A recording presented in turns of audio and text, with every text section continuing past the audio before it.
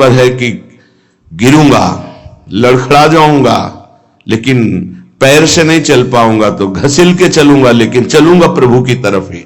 अर्थात बिल्कुल योग्यता न रह जाने पर भी हम प्रभु के ही मार्ग में रहेंगे। हमको प्रभु से अब कोई अलग नहीं कर सकता।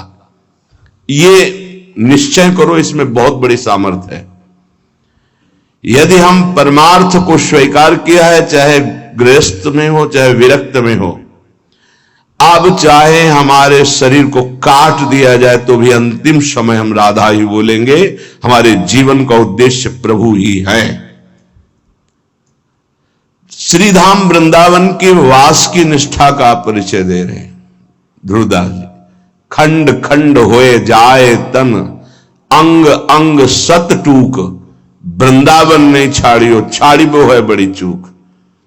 बड़ी चूक, ये जो बाहर से भक्तजन आते हैं, इनके ऊपर श्री जी की कृपा है, पर आपका दुर्भाग्य हो जाएगा यदि इनसे आप घनिष्ठ अपनापन कर लिए। घनिष्ठ संबंध श्री जी से और श्री जी के संबंध से इनसे संबंध, डायरेक्ट हमारा कोई संबंध नहीं होना चाहिए। श्री जी के नाते से है, श्री जी के संबंध से है। एक बहुत अच्छे ब्रजरज सेवी महात्मा इसी संबंध में चूक हो गई। कुछ लोग बाहर से आए, ऐसा कभी किसी को नहीं करना चाहिए। बाहर से आने वालों को, उनके 500 शुगर थी, बहुत अच्छे ब्रजरज सेवी, और सरल स्वभाव संतों का हो जाता है, क्योंकि हमारी स्वामिनी का स्वभाव है अत्यंत दयालु, करुणामय, सहज, सरल। किन्हीं किन्हीं संतों का बाहरी स्वभाव नारियल की तरह होता है। नारियल ऊपर से कठोर होता है, वो अंदर से देखो तो बहुत मिठास वाली गिरी होगी, उसमें मीठा जल होगा, पर बाहर से कठोर रहता है, नीरस रहता है। ये स्वभाव होना ही चाहिए। निर्विकार परम पद की प्राप्ति के लिए हर साधक का स्वभाव इस नारियल की तरह होना चाहिए। बाहर से नीरस, जटिल, कठोर, अंदर से सुकोमल। अगर बाहर से सुकोमल हो गए तो मारे जाओगे, इस मार्ग में मारे जाओगे। बाहर से रुद्र दृष्टि, हृदय ममता शून्य, हृदय ममता, निर्ममो निरहंकारा सम दुखा सुखा क्षमी, श्री भगवान का आदेश है। निर्ममो निरहंकारा। यदि परम पद की तरफ कदम बढ़ा रहे हो तो सोच लो तुम्हारा मार्ग क्या है। निर्ममो निरहंकारा, किसी से कोई ममता नहीं। वो आए और प्रार्थना की कि आपकी 500 शुगर है, ये किडनी फेल कर सकती है, ये दिल फेल कर सकती है, लीवर फेल। अच्छा, हमारे यहां बहुत डॉक्टर बढ़िया हैं, ले चलते हैं, 10-15 दिन सेवा करेंगे, आप स्वस्थ हो जाएंगे, फिर आ जाइए, दवा बन जाएगी, चलती रहेगी। उन्होंने स्वीकृति दे दी। वो नहीं वापस आए, वही शरीर पूरा हो गया। आप लोग बाहर से आते हैं वृंदावन लाभ लेने के लिए। अगर आपको श्रद्धा है और कोई संत बीमार है तो यही उसकी व्यवस्था कीजिए। उसको बंबई, कलकत्ता, दिल्ली ले जाने की कोशिश मत कीजिए। उसने अपने जीवन को श्रीधाम की रज में दिया है। कष्ट से पीड़ित होने के कारण, प्रबल निष्ठा ना होने के कारण हो सकता है वो हामी भर दे, तो आपको नहीं ले जाना है। वो कहे भी तो नहीं ले जाना है।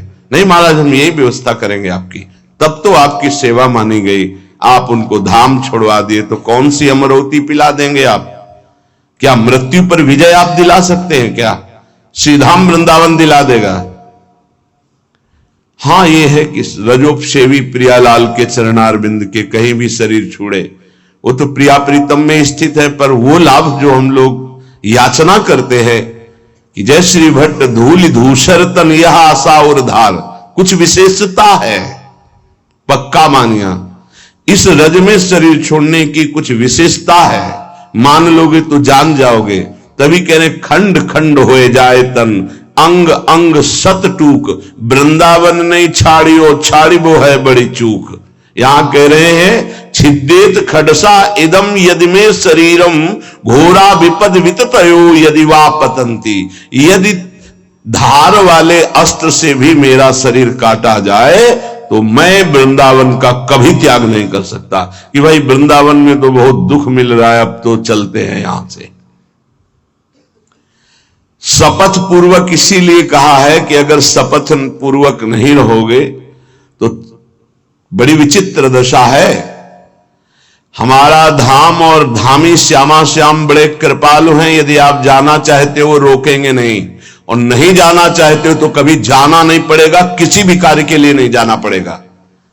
ये अपने अनुभव की बात कह रहा हूं, किसी भी कार्य के लिए नहीं जाना। और आपने निश्चय किया है कि बाहर जाकर ही हमारा काम चलेगा, तो पक्का बिना बाहर जाए आपका काम ही नहीं चल सकता।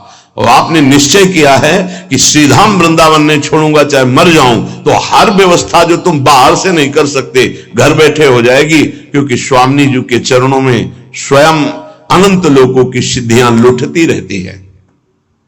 विश्वास, धैर्य, सहनशीलता ये चाहिए इस मार्ग में। अगर सहनशील नहीं हो, विश्वास नहीं है, तो फिर आप टूट जाओगे, कितना कष्ट सहूं। आपको विश्वास दिलाते हैं इस स्थान का विशेष प्रभाव है धाम का, कि यहां विशेष कष्ट प्रभावित नहीं कर पाता।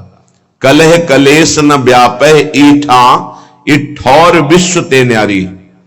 यहां कष्ट भी आएगा तो बहुत सीमित रूप रखकर आएगा, वही बाहर जब आपके ऊपर प्रभाव डालेगा तो बड़ा भारी दुख होगा।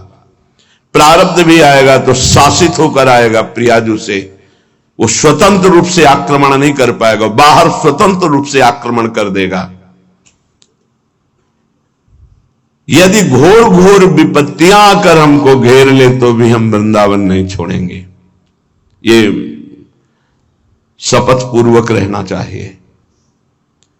घोर विपद विततयो यदि वा पतंती, घोर विपत्ति आ जाए तो भी मैं अपनी निष्ठा से नहीं गिरूंगा, काट डाला जाऊं तो भी, घोर विपत्तियां दुख आ जाए तो भी मैं श्रीधाम वृंदावन को नहीं छोड़ने वाला।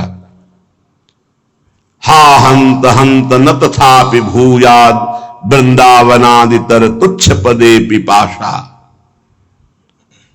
हाय हाय, श्रीपाद कह रहे हाय हाय, जो वृंदावन का वास मिला और उसे छोड़ करके किसी भी लाभ के लिए बाहर जाते हैं तो हाय हाय।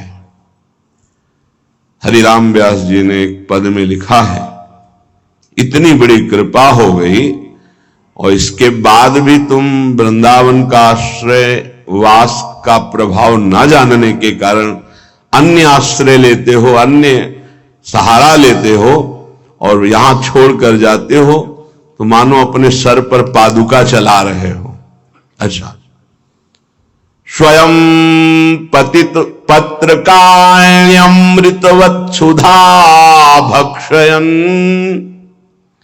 तृषाह मिहिर नंदिनी शुचि पयोंजलि भी पिबन कदा मधुर राधिका रमण रास केली स्थली बिलोक्य रसमग्न धीर दिवसामि वृंदावनम। ये प्रायः तैयारी की जाती है, ध्यान रखना। जैसे किसी को आर्मी में जाना है तो दौड़ भाग ये सब, पहलवानी करना है तो दंड बैठक खान पान और युद्ध की कलाएं, कुश्ती की कलाएं सीखता है। ऐसे ही हम भगवत मार्ग में चल रहे हैं तो हमें पुष्ट भी होना है और युक्तियां भी सीखनी कि शत्रु को कैसे पराजित करना है, क्योंकि हमारे शत्रु अंतर में बैठे हुए हैं। हमारा एक भी शत्रु बाहर नहीं होना चाहिए, किसी से राग द्वेष नहीं, अंदर की वृत्ति से हमारी दुश्मनी है जो भगवत विमुख करने वाली है, उसको पछाड़ना है। तो कह रहे स्वयं पतित पत्रकाण्यमृत वत क्षुधा भक्षयन। अगर वृंदावन में हमें भोजन नहीं मिला तो हम सूखे पत्ते खा करके यहां अमृत के समान भोजन का भाव रख करके प्राण त्याग देंगे लेकिन धाम नहीं छोड़ेंगे।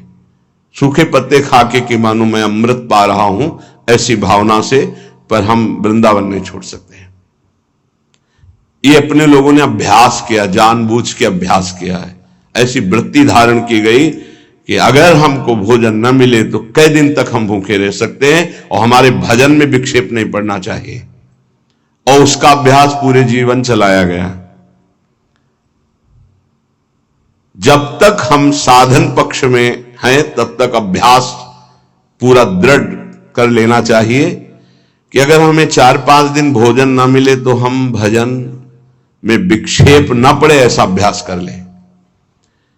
हम एकांत में बैठकर भजन करें, हम समाज में बैठकर भजन करें, हम बाजार में खड़े होकर भजन करें, हम यमुना के किनारे भजन, हमारा भजन का अभ्यास कहीं भी हमें बाधा ना पहुंचा पावे, ऐसा होना चाहिए।